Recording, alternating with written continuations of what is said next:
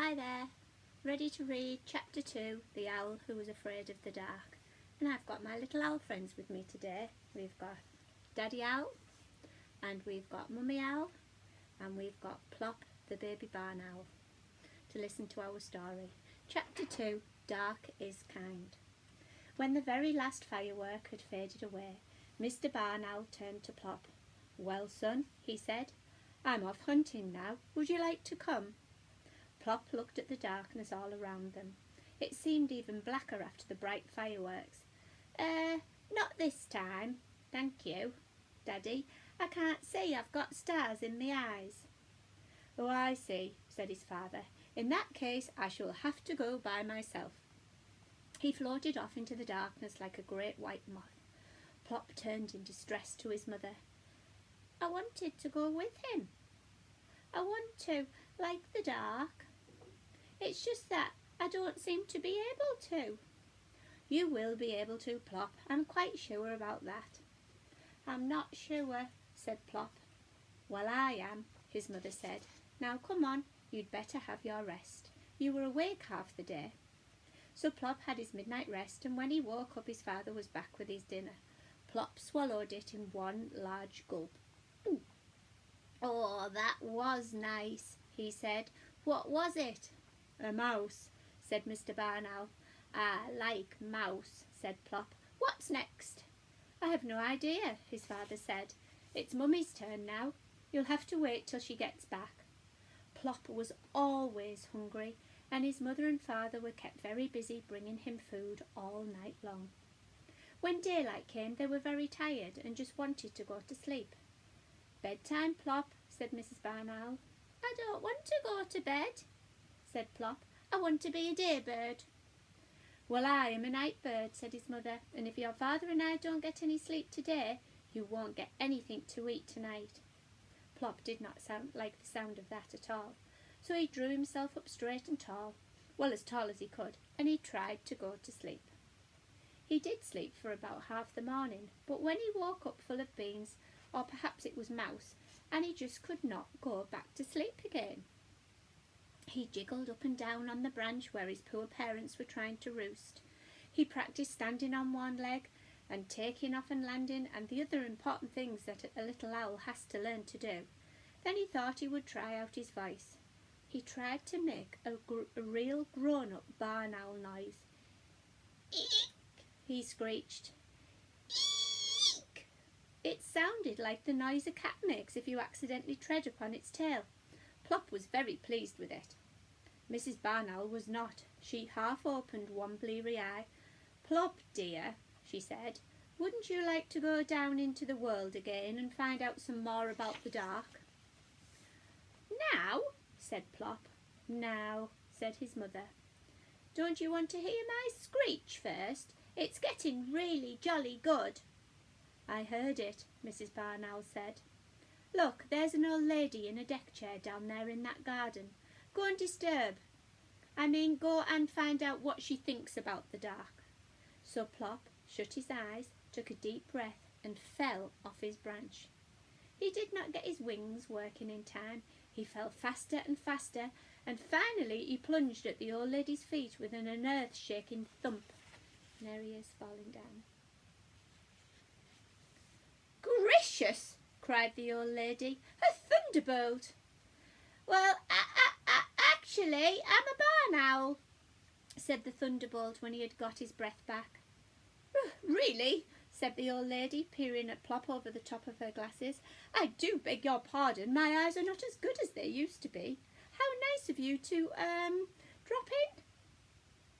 "Well, it wasn't that nice of me exactly," Plop said truthfully. "I came to ask you about something." "Oh, did you?" said the old lady. "Now, what could that be, I wonder?" "I wanted to ask you about the dark.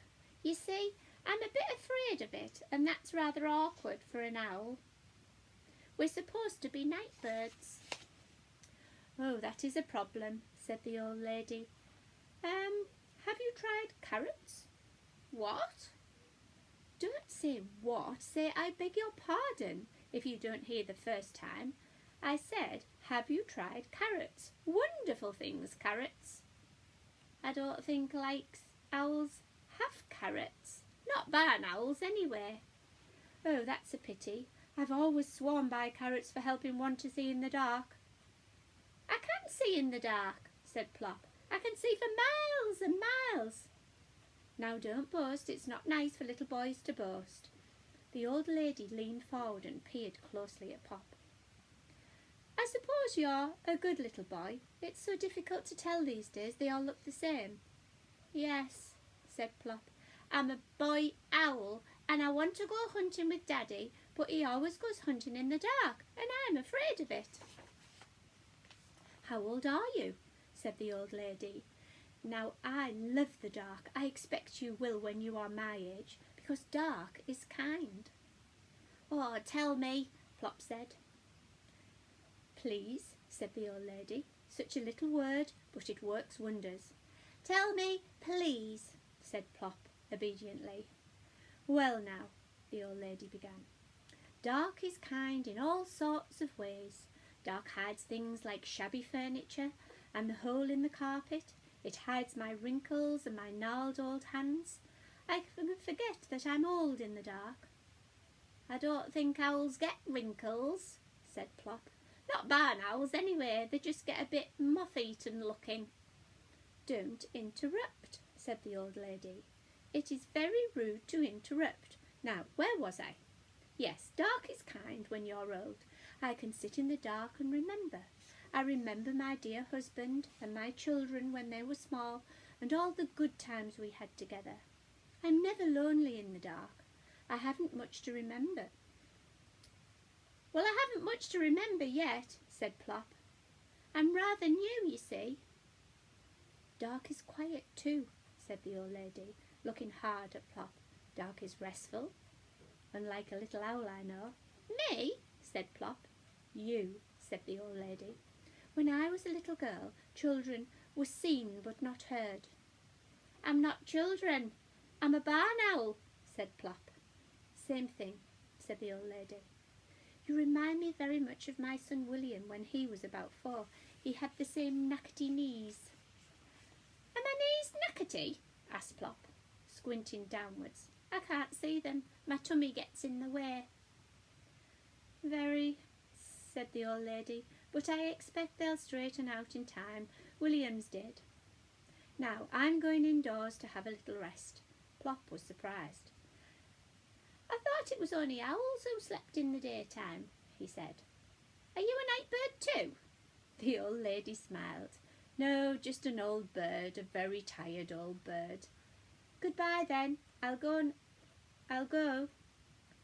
Oh, I'll go now, said Plop. Thank you for telling me about the dark. He fluttered up to the old lady's shoulder and nibbled her ear very gently. The old lady was enchanted. An owl kiss, she said. How very kind. Plop jumped down again and bobbed his funny little bow. Such charming manners, said the old lady. Then Flop took a little run, spread his wings, and flew up to the landing branch, where he met his mother, you see. The old lady says dark is kind. And what do you think, Plop? I still don't like it, not at all. And do you think my knees are knackety? Of course, said his mother. All little barn owls have knackety knees. Oh, good, said Plop.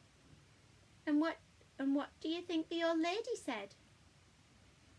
She said that children should be seen but not heard. Mr. Barn Owl opened one sleepy eye. Hear, hear, he said. Well, I hope you enjoyed that chapter. So, I wonder if Plop has got knackety knees, and I wonder if he was pleased that the old lady said that he had good manners and that she was enchanted by his gentle owl kiss. Okay, see you soon for chapter 3. Bye.